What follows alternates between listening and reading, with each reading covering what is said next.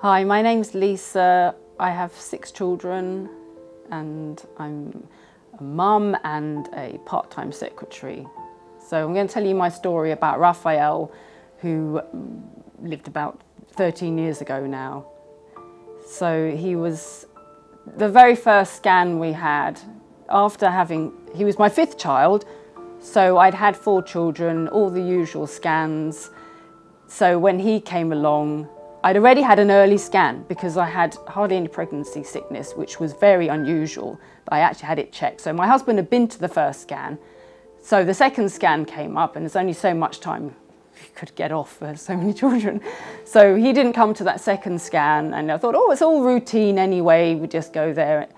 Anyway, it was not routine. As soon as it began, I knew there was something wrong because I knew what the scans were like, and she was taking a really long time, checking, and not speaking either.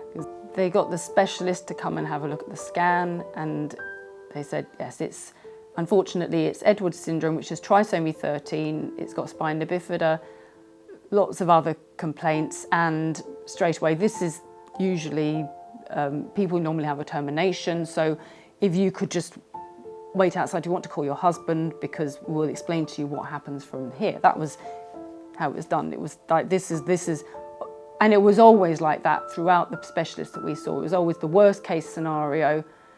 I mean, you wouldn't get that if you went to see the doctor about something, if you thought you had cancer, you wouldn't be told, and the worst case scenario is that you're going to die in 3 months' time. You would always be offered the least. So, but we got used to this in the pregnancy. A lot of the specialists we saw were explaining the different things that could be wrong. It was always assumed that we were either naive or stupid or something. They thought maybe we just didn't understand what the condition meant. So it was always explained to us again, trisomy 13 is this condition that you probably won't, the child may even be formed perfectly, but they won't know how to breathe. So the child will die, and it's also got all these other complaints like the spina bifida, so it's even more likely that it will just die as soon as it's born. I decided to call the Spina Bifida Society to see what they thought of this, or whether it was a useful thing to do the surgery or not. And I was surprised because they said it may not have trisomy 13, as they said they've seen so many of these scans that it just looked like a typical spina bifida. So why was I thinking it was trisomy 13? Well, of course, the first scan said it was trisomy 13, and all the subsequent ones says trisomy 13. But according to them, the only thing that suggests that was just a clenched fist. So then when I went back to the next scan that we went to, I said, well, why do they think it's trisomy 13? And they looked at the scan and they said, probably it's not actually. Oh, oh well, it's just spina bifida, which is still a big thing, but it's got a completely different diagnosis. Somebody who's going to, they expect to die as soon as it's born is quite different from a child that, will just have some mobility issues, but could live a full life. So in the end, I had the amniocentesis quite near the end, just so that they're prepared for the surgery. And of course, it didn't have trisomy 13 at all. So we'd had the whole pregnancy gearing up for this. It's going to die as soon as it's born. To find that actually there could be other options now. I gave birth by cesarean because they said, you have the child's head is going to be the size of an adult, so I was not going to be giving birth naturally. But I actually went into labour a few days early, so we went in, had the baby, and he survived. He lived. Large baby with thick black hair, and everything went quite smoothly then. All the attitudes suddenly changed. Suddenly he's a baby, and we do everything to help him. Nothing is too much, and he had the surgery done on his back. And then we even had the same specialist department coming in about kidneys, telling us that we can have the stomach dialysis that they said previously would never be offered to you. They start talking about, kidney dialysis. But of course, they didn't mention kidneys much during the pregnancy. It was mainly Edwards syndrome and spina bifida. Kidneys was number 7 on the list of things. And in fact, that was the thing that kept us in hospital most of his life. It wasn't the other things. They were fairly simple. I mean, they were done, the surgery was done, and he would have some mobility issues when he was older, but it wasn't a big deal. It was the kidney thing was the thing that kept us in the Evelina. The first 6 weeks we were in hospital, but after that we were, maybe in for 3 weeks, out for 3 weeks. So we had a more or less normal life, because actually in the Evelina hospital they're brilliant. They help the children to, your other children, they look after everybody, and they help you still to be able to have birthdays, and you have Christmas, and everything's done quite smoothly, so you can still enjoy life, and you can still have every day is still good. You have visitors coming in and out, and throughout his life we were in and out of hospital. It was mainly the Evelina, and he had stomach dialysis.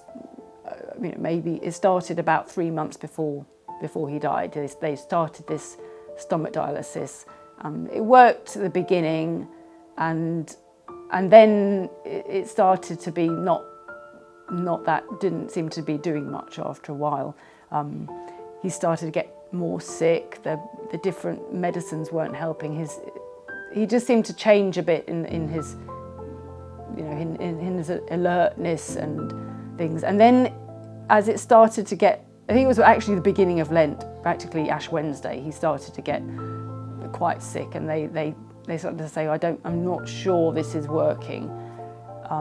And it was interesting because he was in hospital for the whole of Lent, and he used to get, from about Thursday, he used to start getting really sick, and the worst would be Friday, and then he would seem to recover by Saturday, and this happened for about 3 weeks. It was the exact same pattern that he was, get ill from, Wednesday, Thursday, he'd start getting bad, really ill Friday, recover on Saturday, and the same pattern. So we thought maybe this was going to get quite, what would Good Friday be like if this was the pattern? About 2 weeks before Easter,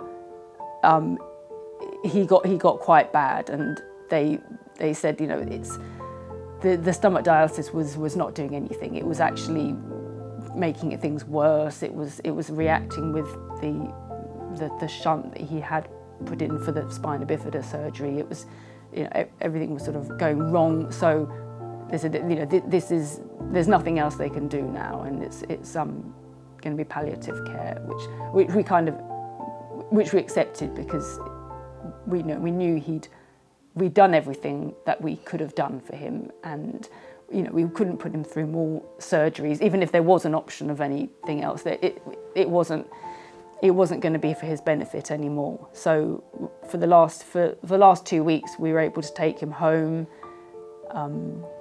and he was happy. He was not in pain because he wasn't having the dialysis anymore. So it was a very peaceful time those last 2 weeks. And as almost predicted, it started to get worse on about Thursday. I think the Thursday before Easter was probably the last time he was sort of conscious. It was most of the Friday he was just sleeping, which was Good Friday. And he passed away on the Saturday morning, early hours. We were able to have all our family coming to visit. Everybody was able to say goodbye quite naturally. The school were really helpful as well. They did all these activities with the children to sort of help them learn to go. I think the more the school knows about what's going on, the more they were able to help. So we've got little sand castles and things that they made.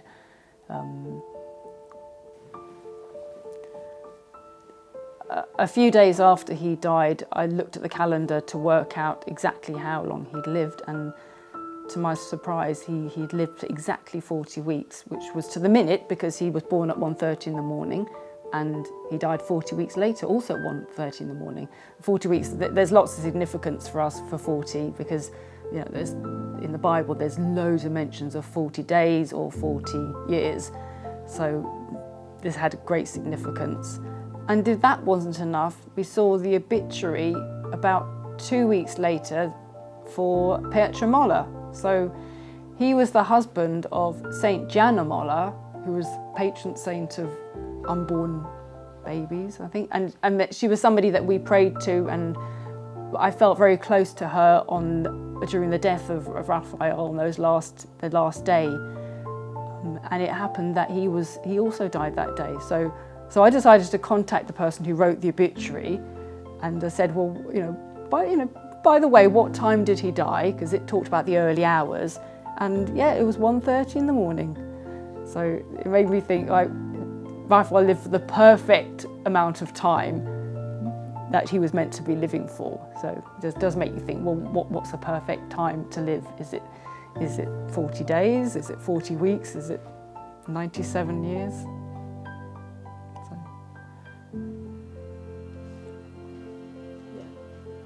So after he died, we had a time of grieving, but it wasn't as bad as we expected, because when you have a child that you know is going to die, or you expect to die, we thought he was going to have one day, and he had 9 months. So we had lots of time to come to terms with what may happen. So it's been good. Although if it stayed like that, it may have been, that sort of the Easter day might have been always a time we remember sadness. But in fact, about 3 years later, I had another child on the same date. So he was born on that Easter Saturday. So we began to see a joy in that feast again. When we still thought there was a trisomy diagnosis, one of the options was to have the baby early, because they think that you wouldn't feel guilty because you don't feel like it's an abortion. But actually, if you have the baby at 34 weeks, there's just not much chance of it living. So they think, well, if the baby wasn't going to live anyway, you could just have it early. But in theory, I thought, well, that doesn't make sense, because you could have it early. You could have it at 6 weeks gestation, or you could have it at 39 weeks gestation. That's the same. So it just seemed a very odd option.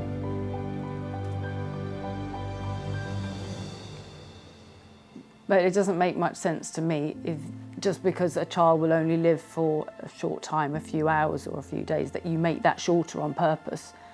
It would be like having a cancer diagnosis that you have 6 months to live, so you're better off to die now, because you would want to treasure every moment, and that would make more sense to me.